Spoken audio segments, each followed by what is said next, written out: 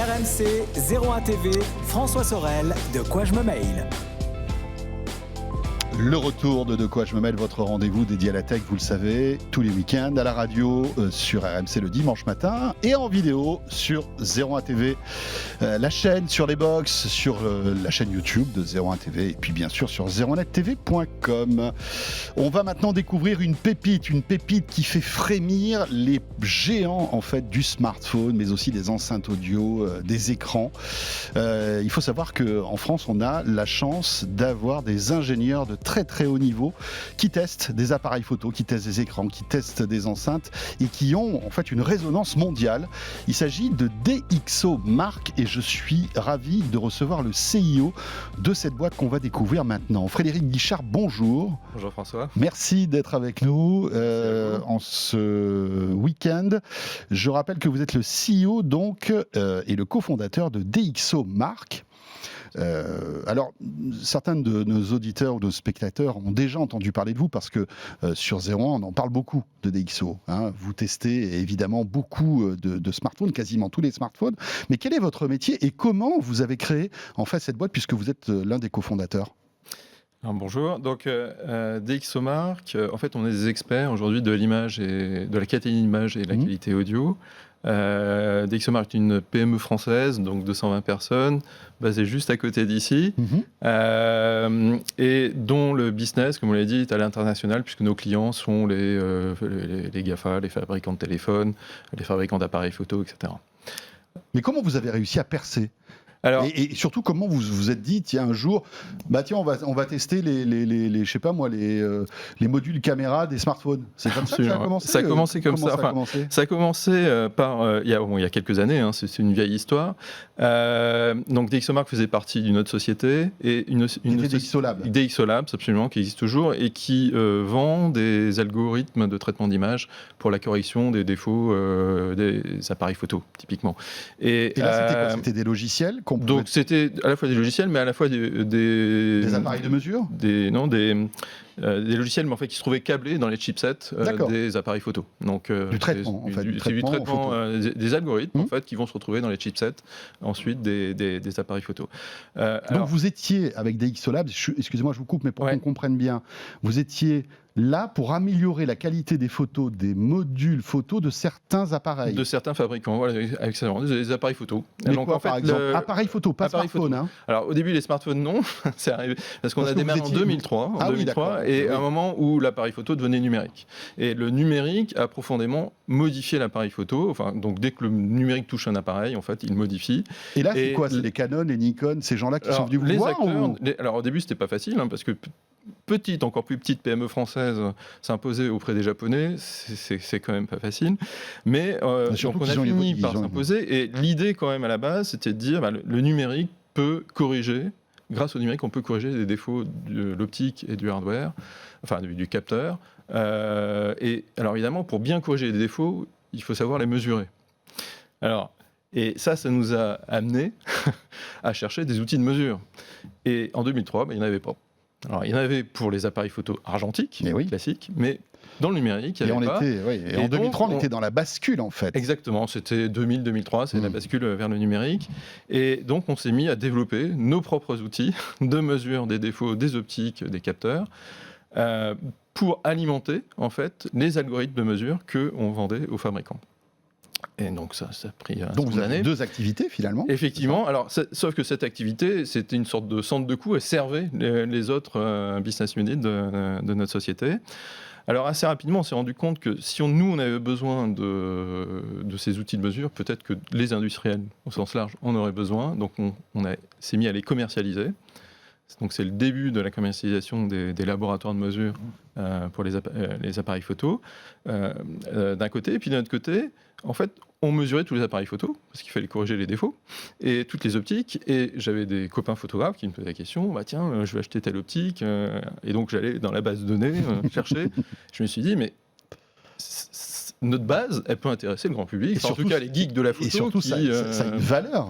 Exactement. Donc, en fait, vous ne valorisiez pas à sa juste mesure. Alors on a mis du temps à le valoriser, mais on a décidé en 2008 de créer un site web pour mettre en ligne ces mesures Alors au début, notre site web, c'était un peu les ingénieurs qui parlaient aux geeks, donc avec des courbes, des choses comme ça.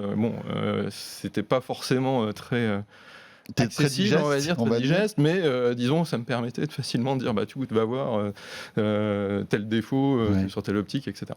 Et petit à petit, on s'est rendu compte que il y avait un réel intérêt du grand public, mais aussi de la presse, en fait, qui pouvait s'appuyer sur nos mesures pour écrire leurs articles, parce qu'il n'y a pas forcément le temps d'aller dans le détail de l'évaluation. Et puis des tests aussi poussés. Qualité d'image, c'est qu'une partie de l'appareil photo. Donc nous, on se focalise vraiment sur la qualité de l'image.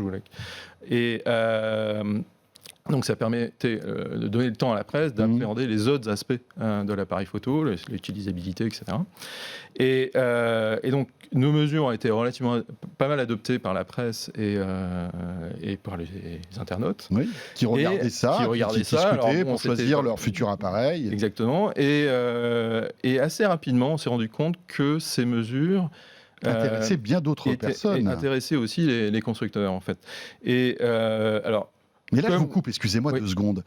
J'ai du mal à comprendre comment un constructeur qui fabrique, surtout avec la compétition qu'il y a aujourd'hui, n'a pas des outils de mesure aussi fiables que les vôtres. C'est bizarre quand même, non ? Alors, ils ont nos outils de mesure. Tant mieux pour vous, mais c'est quand même étrange qu'ils n'aient pas des outils de mesure. Ils ont nos outils de mesure parce qu'ils sont tous équipés. C'est-à-dire, on a vendu nos labos à peu près tous les fabricants. Donc, ils ont des labos, ils ont les ingénieurs, enfin, en tout cas pour certains, ils ont une armée d'ingénieurs, mais beaucoup plus que tout ce que nous, on pourrait aligner pour faire des mesures de qualité. Mais il faut imaginer qu'à la finalisation d'un produit, dans son cycle de développement, les équipes sont sous pression. Elles sont sous une pression extrême. Ils n'ont pas le temps. Et il faut faire vite. Et ils ont besoin d'avoir une voie neutre, peut-être. Exactement. Donc c'est une évaluation qui est faite posée, neutre, sans biais. Alors que les équipes internes, le directeur technique peut se dire j'ai peut-être un biais parce que peut-être que ils vont me dire que ça va pour juste pas venir en 24/24, 7/7. Ils achètent votre neutralité. Exactement. Ces gens-là, parce que alors on va parler peut-être aussi de votre business, c'est que vous vendez évidemment ces services. Absolument. Alors notre business, c'est à la fois de vendre les labos de mesure, les outils de mesure, donc si moi je veux demain un labo, je viens chez un gros vous. Chèque, mais absolument. Alors peut-être pas vous, parce que la presse, on peut peut-être donner accès à nos labos, mais si vous êtes constructeur, il faut acheter notre matériel. Donc, ce qui est intéressant, c'est qu'il y a énormément d'innovations dans les caméras, et donc les outils de mesure doivent suivre ces innovations. Donc ça amène un renouvellement en fait. Permanent, une course, disons, à l'innovation aussi dans les outils de mesure pour être capable de suivre les innovations qui se passent dans les caméras. Mais alors comment vous avez gagné aujourd'hui ? Oui, pardon. Alors ça, c'est un de nos business. Nos deuxième business, c'est le fait d'opérer nous-mêmes nos laboratoires pour le compte des constructeurs. Donc on va faire des rapports de mesure, on va faire des benchmarks. Donc par exemple, je sais pas moi, il y a Apple qui arrive, qui dit coucou, je sors un nouveau téléphone. Voilà. Vous vous en occupez. Allez, vous allez me tester l'appareil photo, vous allez me dire ce que vous en pensez. Exactement. Donc on leur on mesure et on leur donne un rapport de mesure, éventuellement en comparaison avec d'autres téléphones du commerce. Ils vous donnent de l'argent pour ça. Ah bah oui, ils nous payent pour ça, bien sûr. D'accord. Mais alors, je vais être un petit peu un rebrousse-poil. En vous payant, est-ce qu'ils n'achètent pas aussi vos résultats ? Alors, ils achètent le résultat de la mesure.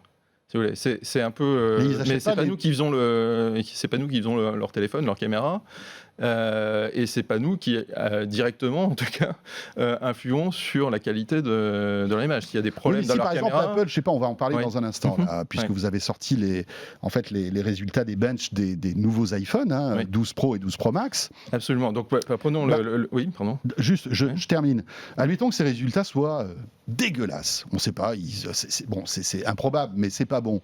Ils sont pas contents. Ils sont pas contents, mais ils nous le disent. Comme ils vous donnent de l'argent, est-ce que vous n'allez pas essayer d'arrondir les angles en disant attendez. Alors on peut pas. On mesure, donc c'est pas. Il n'y a pas d'interprétation. Il n'y a pas d'interprétation, donc c'est vraiment de la mesure, et surtout c'est de la mesure qu'ils peuvent eux reproduire avec notre laboratoire, leur laboratoire, pardon, qui peuvent et que leurs concurrents peuvent reproduire. Je peux vous assurer. Donc on a sorti les rapports du 12 Pro et 12 Pro Max en caméra. La plupart des concurrents vont acheter le rapport.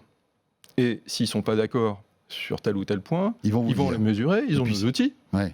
Ils vont mesurer et comparer, et si... Alors, il peut y avoir des erreurs, donc dans ce cas, ils vont nous le dire, on les corrigera, mais en général, si vous voulez, il ne peut pas y avoir de biais, parce qu'ils peuvent tous vérifier ce qu'on fait. Et par ailleurs, s'il y avait un biais, on ne travaillerait plus avec tout le monde. Oui, donc il faut vraiment vous garder votre légitimité, votre neutralité. La neutralité, qui est elle est importante, cartésienne, en fait. elle est liée à une approche scientifique que l'on a dans l'évaluation des caméras. Alors, c'est une approche scientifique, même si...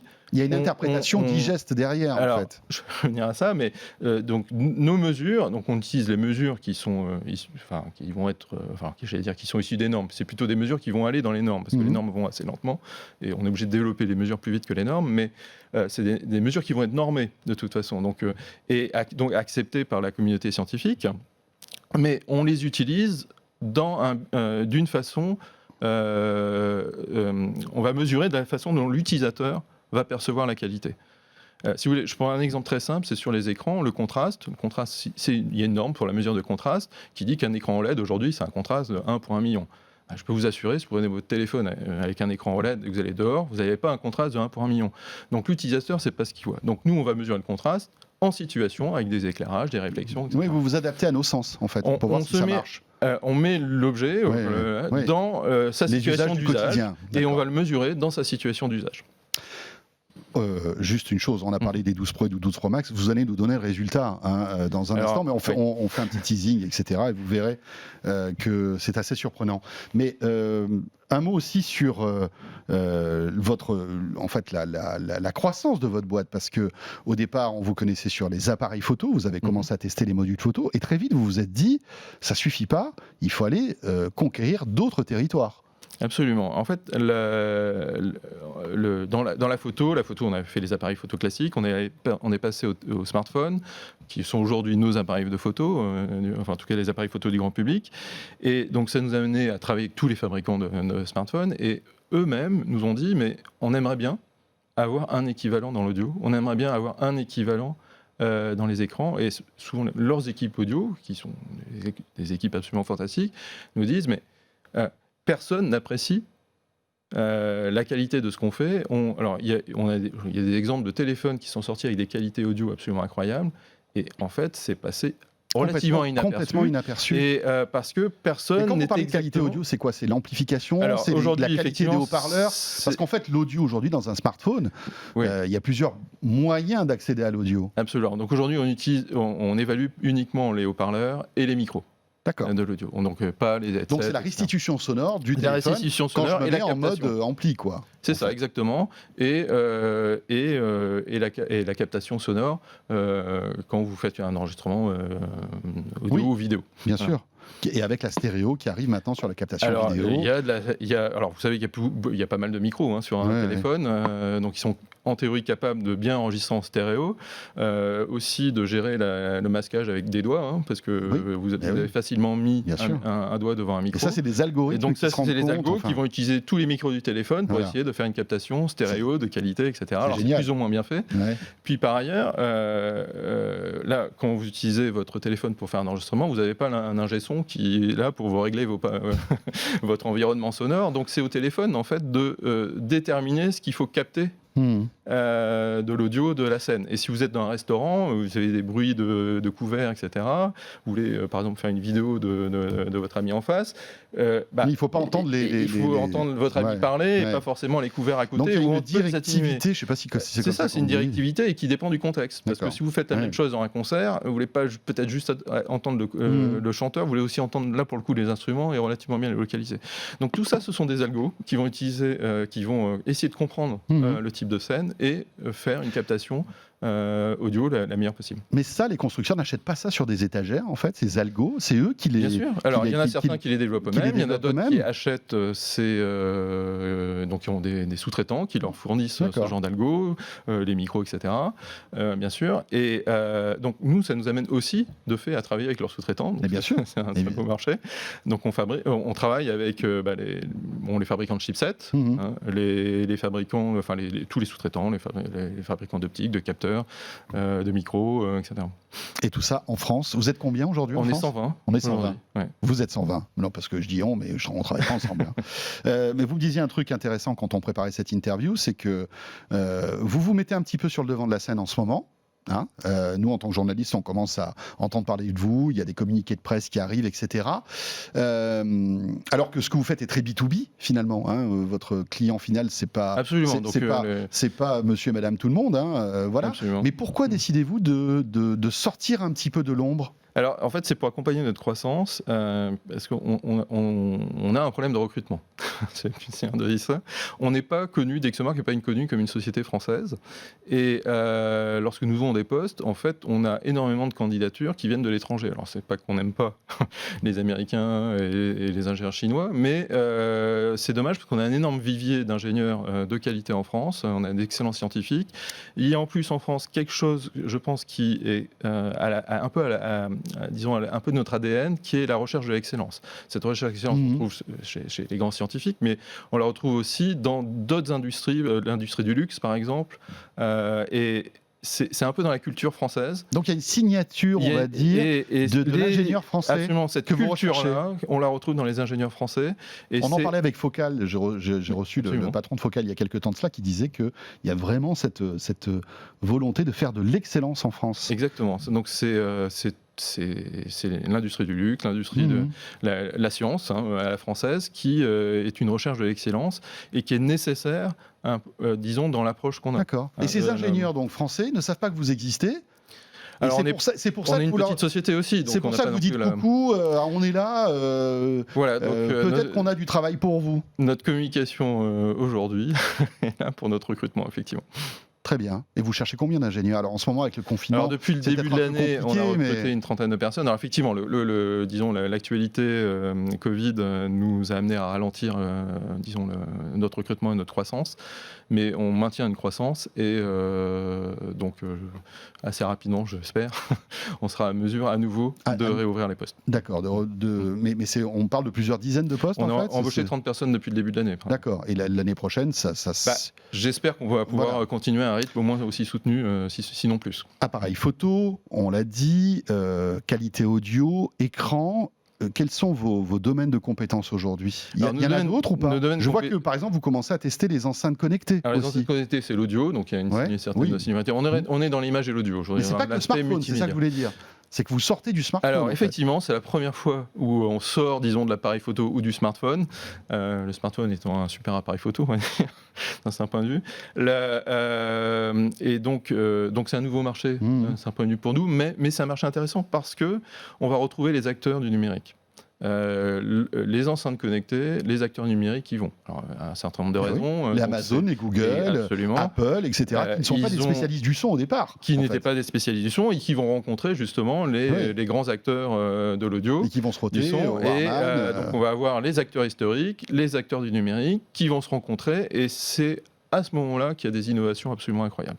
C'est un peu l'histoire qu'il y a eu il y a quelques années dans l'appareil photo, où les Canon Nikon ont rencontré les acteurs du numérique. Donc, c'est disons une époque absolument intéressante au niveau des enceintes connectées, parce qu'il se passe plein de choses. Il faut voir, dans une enceinte connectée, il y a plein de haut-parleurs. Plein de micros. Quand moi j'avais acheté mes enceintes, j'étais fier d'avoir 4 haut-parleurs par enceinte. Voilà, il y en a je ne sais pas combien. Il y a des micros. Évidemment, il y a des micros parce qu'ils vont adapter la restitution de l'audio en fonction des réflexions dans la pièce, etc. Il y a énormément de technologies, ça bouge très vite, et quand ça bouge très vite, il y a de la complexité, et pour appréhender cette complexité, il faut des mesures, et c'est là où on est là. C'est ça qui est passionnant. On va revenir quand même au smartphone, parce que c'est ce pourquoi vous avez été connu, c'est la qualité des caméras. Vous êtes ingénieur vous-même, hein. D'ailleurs on sent que vous parlez avec passion de tout ça, et vous n'êtes pas du marketing, quoi. Enfin, je suis un ingénieur de l'image. Voilà, vous êtes un ingénieur. Je suis pas trop audio, je suis de l'image, mais on a des spécialistes audio dans la société. Et alors dites-moi, quels sont les meilleurs smartphones du moment si on veut le top du top en matière de photo ? Alors, le top du top aujourd'hui, enfin top, c'est le Huawei Mate 40 Pro. Alors, c'est, Le Mate 40 Pro de Huawei, qui est c'est sorti le numéro il y a 1. quelques semaines de cela. Voilà, c'est ça. Voilà. C'est notre numéro 1. Après, on va retrouver un Xiaomi. Alors le problème du Mate 40 Pro, c'est que comme il est Voilà, donc privé des c'est- services Google, c'est un téléphone qui est, on va dire, quasi disqualifié. Hein. Effectivement, c'est-à-dire qu'il est très bon d'un point de vue caméra, mais est-ce que c'est un bon téléphone pour autant ? C'est une question parce qu'il Voilà. manque un certain nombre de services, même Donc, si Huawei fait tous les efforts pour, je pense, compenser la chose. Et c'est vrai que c'est un peu dommage ce Huawei One parce ça ralentit un acteur qui est assez Bien innovant et qui arrivait avec des produits de qualité. Donc ça biaise un peu la compétition, mais je pense que malgré tout, d'autres veulent prendre la place de Huawei, donc ça va relancer une certaine compétition. Quand vous dites que Huawei est numéro 1, ils sont vraiment numéro 1 de loin par rapport au numéro 2, au numéro 3 ? Non, pas de loin, même si gagner quelques points sur notre score, c'est difficile. En fait, disons, le top 5, on va dire, de nos scores, ce sont des caméras de qualité. Il y a pas de... Après, on va avoir des petits différenciants. Donc, vous avez le Huawei qui est de bonne qualité, plus homogène, de bonne on va dire, monture, de plus homogène, et qui a en plus une capacité de zoom absolument incroyable. Donc, le numéro 2, qui est un Xiaomi, c'est un peu pareil. C'est-à-dire une qualité de zoom, c'est-à-dire qu'ils vont miser sur des zooms, la capacité de faire des zooms, donc le zoom donc du grand angle au téléobjectif, ce qui est une prouesse technologique pour mettre ça dans ce genre de téléphone. Là où, par exemple, Apple mise un peu moins sur le zoom, même si c'est les premiers qui ont fait la promotion du zoom. Mais parlons-en d'Apple, c'est intéressant parce que finalement, on n'a pas l'impression qu'ils font partie des meilleurs smartphones avec caméra. Alors, tout est relatif, bien évidemment. Effectivement, ils sont... on prend le Pro, le 12 Pro et le 12 Pro Max. Apple vante les mérites en fait, de ces appareils photo. Aujourd'hui, ce ne sont pas les meilleurs. Alors, selon vous, ce ne sont pas les meilleurs. S'ils sont très bons pour de la qualité générale de photos, images, mais ils offrent un zoom de moins de grande puissance. Et comme ils n'ont pas ce zoom, en fait, ils perdent des points. Quelques points. Alors, même s'ils avaient un zoom similaire, ils seraient quand même... aujourd'hui un peu en dessous, mais on parle de relativement petites différences. Donc en fait, notre top 5, c'est quand même des caméras de qualité. Vraiment de qualité. Et Apple est dans ce top 5 ou pas ? Apple est dans ce top 5. Non, mais c'est absolument. Il y a une différence entre le 12 Pro et le 12 Pro Max, puisque le 12 Pro Max Alors, est arrivé effectivement, il y a le 12 jours. Pro Max a notamment un zoom un peu plus fort. Un peu plus puissant. Absolument. Et des capteurs plus grands, d'après ce que j'ai compris. Absolument. Donc, il y a des petites différences qui font qu'il gagne un tout petit peu par rapport au 12 Pro. Vous qui êtes là-dedans, qui avez la tête dans le guidon dans toutes ces innovations, j'imagine que vous arrivez à voir l'avenir aussi. Est-ce qu'on va avoir des ruptures impressionnantes dans les mois qui viennent dans le smartphone ou pas ? Est-ce que vous voyez des choses arriver Alors, on voit plein de choses arriver et on ne peut pas trop les communiquer parce qu'on est sous le couvert de confidentialité. Non, mais il faut parler de marque, bien évidemment. Non, peut-être des innovations. On voit un certain nombre dans quelle direction on va, sans rentrer trop dans les détails. On travaille avec les fabricants, notamment, les sous-traitants, donc notamment les fabricants de chipsets, qui eux travaillent aujourd'hui sur les chipsets de dans 4 ans. Donc on a une certaine visibilité de ce qui arrive, disons, dans les téléphones dans 4 ans. Maintenant, une rupture, c'est pas juste une technologie, c'est aussi une acceptation, une adoption, par le grand public. Et ça, c'est pas forcément quelque chose qu'on peut maîtriser. Mais à votre avis, d'ici 4 ans, qu'est-ce qui va faire que on va trouver quelque chose de révolutionnaire dans le smartphone ? Alors, je pense que déjà, sur les caméras, la qualité n'est pas encore là par rapport à... on a une marge de progression. Il y a une marge de progression. Mais si vous importante ou au pouillème ? Ah oui, elle est importante. Alors, vous avez plein de comparaisons d'images aujourd'hui. Vous avez un smartphone versus un réflexe où l'image du smartphone est très bonne. La différence entre le smartphone et le réflexe, quand même, c'est que le réflexe, vous savez, vous êtes sûr de la qualité que vous allez avoir.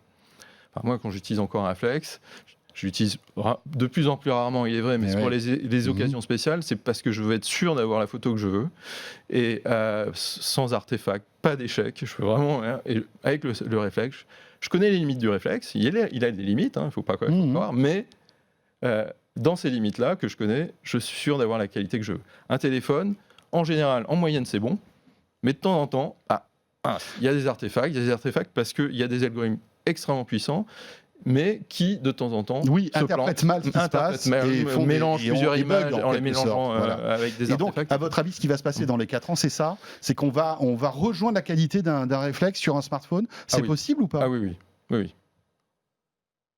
C'est possible. Alors, ça ne va pas remplacer le réflexe pour autant, mais pour le grand public, ça va remplacer le réflexe. J'en suis convaincu. Et ça arrive quand, ça?